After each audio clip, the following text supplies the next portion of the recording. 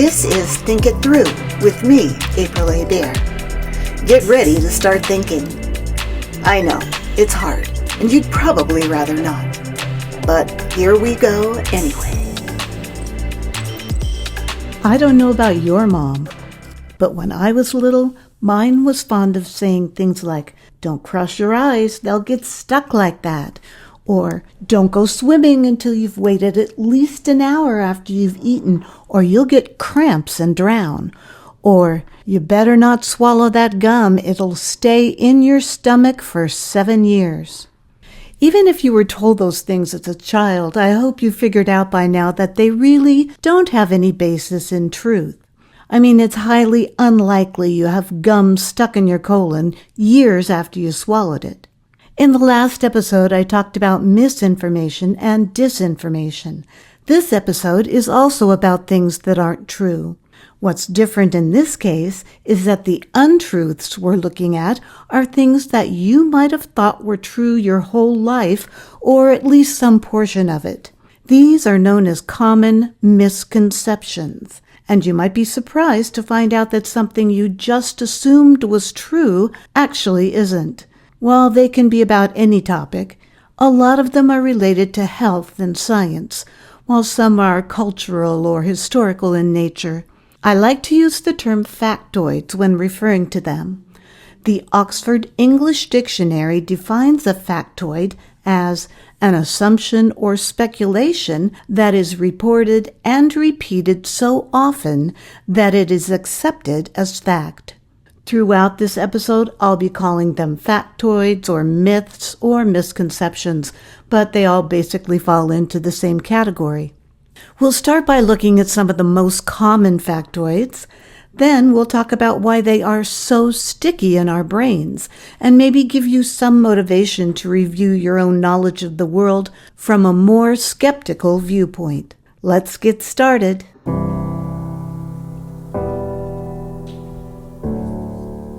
First, we'll take on some common health and science misconceptions. We'll start with the ones my mom was fond of repeating.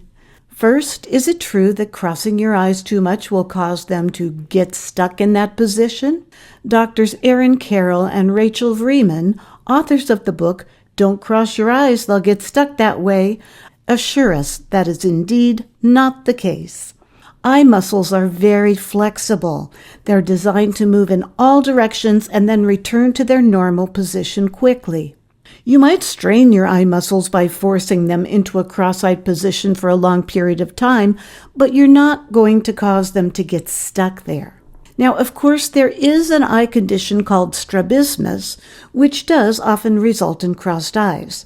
The American Optometric Association says this condition can run in families and sometimes occurs in people with strong, uncorrected farsightedness or those with Down syndrome. It can also happen due to a head injury, but you can't get it simply by crossing your eyes too much or too often. And what about waiting an hour after you've eaten to swim? Urgent care specialist Dr. Ian Tulberg says that a normal-sized meal will not cause you to have cramps while swimming. If you really stuff yourself, it might be uncomfortable to go swimming afterwards, but it would probably be uncomfortable regardless of whether you go swimming or not. So you might want to wait until your stomach issues subside before jumping into the pool. And the other one, how long does chewing gum stay in your digestive system if you swallow it? Dr. Tulberg says only a couple of days. It's not a digestible substance, so it just moves through the system along with everything else and comes out the other end pretty much the same as it went in. Yeah, I don't want to think about that too much, but you get the picture. Here are a couple of other health and sciencey misconceptions you also might have thought were true. What about the 5-second rule? How safe is food that has been dropped on the floor? An article by Science Friday podcast host Joanna Mayer looks at the scientific investigation into the validity of this so-called rule. The result of that investigation? Longer contact times did result in the transfer of more bacteria in general, so the longer food stays on the floor, the sketchier it becomes. However, the type of food dropped, as well as the type of surface the food was dropped onto, did play a fairly large role in how safe it was. Dropping a hard piece of candy onto a carpet, for instance, is probably fine to eat if you pick it up quickly. This is because the hard surface of the candy doesn't allow easy transfer of microbes. Plus, a carpet's top surface is generally less dirty because dirt and dust tend to filter farther down into the carpet. On the other hand, dropping something wet, like watermelon, onto the floor and then picking it up to eat is a big no-no, even if you pick it up within 5 seconds. That's because bacteria and viruses can transfer to a moist surface really fast. So stay safe and just don't eat it. The researchers' overall conclusion is that it's probably best to not eat food that's fallen on the floor, just because there's no specific time limit that determines whether it's safe or not. But, they're not trying to tell you what to do, so you do you. How about the belief that half of your body heat is lost through your head? Your mom may have insisted that you wore a hat when it was cold outside because of the commonly held belief that you lose much of your body heat through your head. This idea has been around for quite a while. Nobody's quite sure where it originated, although an article in the Cleveland Clinic says it probably came from an old Army field manual that stated 40 to 50% of body heat escapes through the head. But when you think about it, that doesn't really make any sense. I mean, would wearing clothes but no hat cause you to lose the same amount of body heat as wearing a hat but no clothes? Well, now I'm thinking about Tom Hiddleston just wearing a hat and no clothes. I digress. But anyway, it simply cannot be the case that you'd lose an equal amount of body heat in those two circumstances. And a more recent study determined that an adult only loses about 10% of their body heat through their head. Now, because a child's head is bigger proportionally to their body than an adult's, they might actually lose a little more than 10% of their body heat through their head, but there's still no way that it would be 40 to 50%. And finally, the idea that the recirculated air on an airplane is full of viruses and bacteria isn't necessarily true, although the facts are a little tricky. Airplane air is highly filtered to remove around 97% of microbes, so it's probably cleaner than the air in your office or even your home. But that doesn't mean that you won't catch an illness during the flight. If someone's sneezing or coughing within a few feet of your seat, you're likely to get exposed to their germs before the air has a chance to get filtered. And AARP's article, Ways to Avoid Germs and Other Health Hazards on a Plane, says that the interior surfaces of an airplane are where most of the bacteria and viruses are found. Despite each airplane being thoroughly cleaned at night, microbes can settle on surfaces as people travel throughout the day. The most common places germs can be found on a plane are tray tables, seat belts, and seat pockets. So make sure you sanitize your personal space before you get comfortable, and use a hand sanitizing gel often during the flight. And if you hear someone coughing in your general vicinity, putting on a mask might also be a good idea. Pretty fascinating, right? Well, now I'm on a roll, so let's examine the truths behind a few equally interesting historical misconceptions out there that you may have heard and believed. Here's one from ancient Roman times. Many people are under the impression that a vomitorium was a place where overindulgent Roman citizens would go to purge themselves during a huge feast so they could go back and eat more. But the word doesn't mean that at all. Sure, Romans were not above overindulging themselves, but they didn't have rooms specifically for barfing. If they were going to do it, they probably did it into a chamber pot or went out and barfed in the street and left the servants to clean it up. According to an article in Scientific American, vomitorium was actually the term for a large entrance or exit, usually from a stadium, theater, or other public venue. Vomo in Latin means to spew forth, and in this case, it has to do with the spewing forth of large numbers of people as they entered or left these buildings. Another interesting tidbit: chastity belts were not a real thing in medieval times. An article in Smithsonian Magazine refers to them as pieces of hardware that a man would use to lock up his wife's nether regions when he went away so that he could be assured she would remain faithful to him until he returned. The thing is, chastity belts didn't exist in reality. The idea was more allegorical in nature. Nobody seriously thought that locking up a woman's genitalia was a good idea, and it certainly was neither logistically nor hygienically feasible. A wife who was told to keep herself only for her husband did not literally wear a metal belt to accomplish that. Now, there are a few examples of chastity belts out there. For instance, the British Museum has one, but those were made long after the Middle Ages and were meant more as amusing social commentary or as pieces of artwork. They were never meant to actually be used. Now, do some people in today's society wear them? Yes, but modern usage is fairly rare, consensual, and mostly contained to the BDSM community. Let's do one more. Did you know that the term Xmas did not originate from a devious plan to take Christ out of Christmas? According to journalist Cheryl McLeod from the Daytona Beach News-Journal, the term Xmas was used as early as 1021 AD. The letter X stands for the first letter in the Greek word for Christ. This letter has been used as shorthand to refer to Christ for more than 1,000 years. It was a common abbreviation used by such great authors as Samuel Taylor Coleridge and Lewis Carroll. YourDictionary.com states that the term has been misunderstood due to our modern interpretation of the letter X. Some people have the mistaken idea that X in this case means that Christ has been X'd out, which is an idiom meaning that something should be removed or disregarded. So the next time you see the phrase Merry Xmas, remember that it's not disrespectful. It's simply an abbreviation.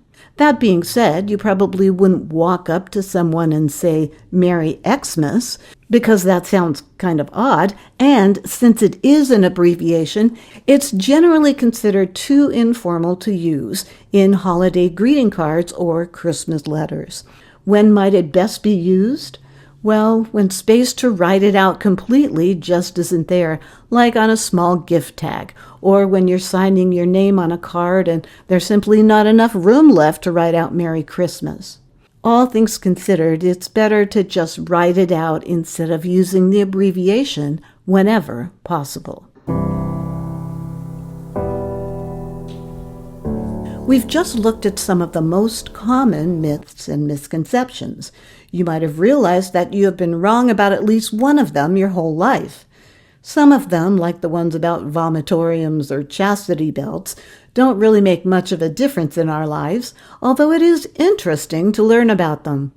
But others, like eating food that fell on the floor or thinking that it's the air on a plane that's full of germs when it's really the tray table that'll get you sick, could actually affect the choices that you make on a daily basis.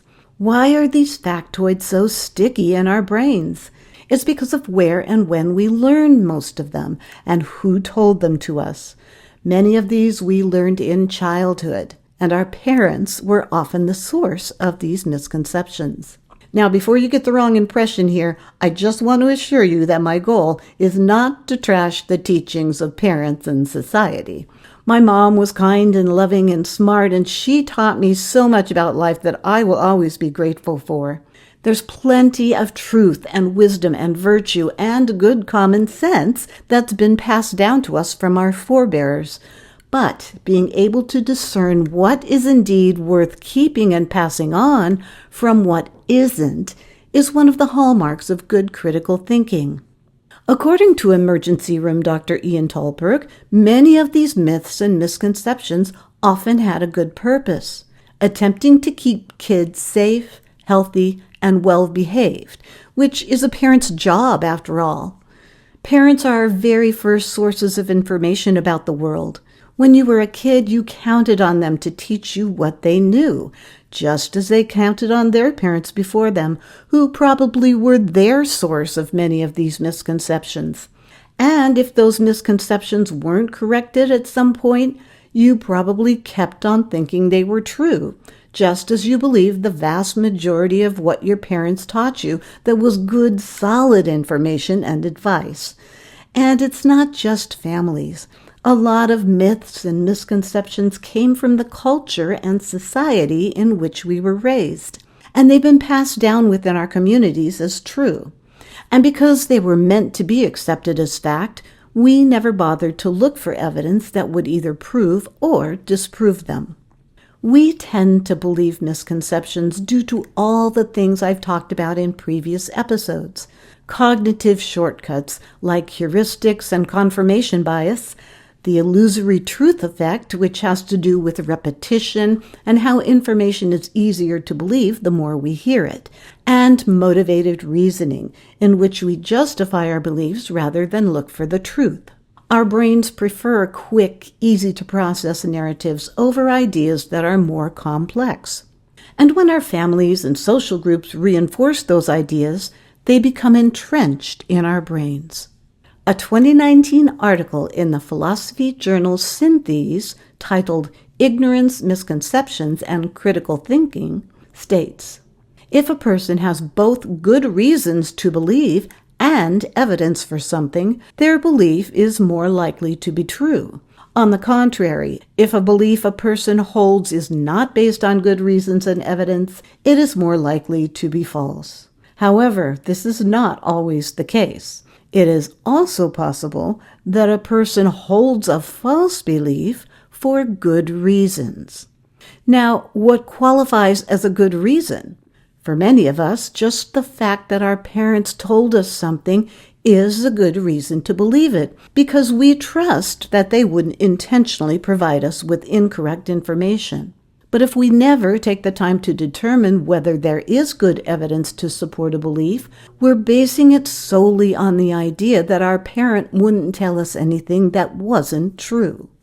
Family and culture shape a child's foundational understanding of truth and falsehood, right and wrong, and these things often become part of our core identity. Here's the problem. It's not just about factoids like the ones I mentioned before. So many of our ideas about the world, including implicit and explicit biases about things like race, class, and gender, are often inherited from our families and societies. And just like those factoids, these biases are often left unexamined and can end up guiding our actions without us even being conscious of them. So you can see that even though some, if not most, of the misconceptions I debunked earlier in the episode are fairly innocuous, our tendency to simply trust that those things are the case often extends to our beliefs about much more important issues. And just like the kinds of slow, thoughtful, critical evaluation that we should always be doing when it comes to those important issues, and which I've spent many episodes discussing, so I'm not going to repeat myself here, we can do the same kinds of things with common misconceptions. I'm not saying you have to undertake a comprehensive evaluation of every single factoid you learned in childhood. Nobody has time for that. But these things do pop up occasionally, and when they do, I hope that before you just repeat something that you've always thought was the case, because it seems to fit with what's happening in the moment, you stop and realize that you're not quite sure whether this factoid is true or not. These are the times when Google and even ChatGPT can be your friend. Doing a quick search about a factoid can let you know whether or not your belief is generally considered to be correct, or if it's misleading or maybe even false, along with any evidence that proves or disproves it. You might find that the truth is far more complicated and interesting than you originally thought.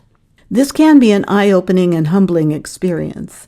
But my guess is you're strong enough to occasionally reevaluate your ideas about the world without crumbling to dust. And the less we perpetuate misconceptions by passing them on to people who trust in what we say, the better our world will be.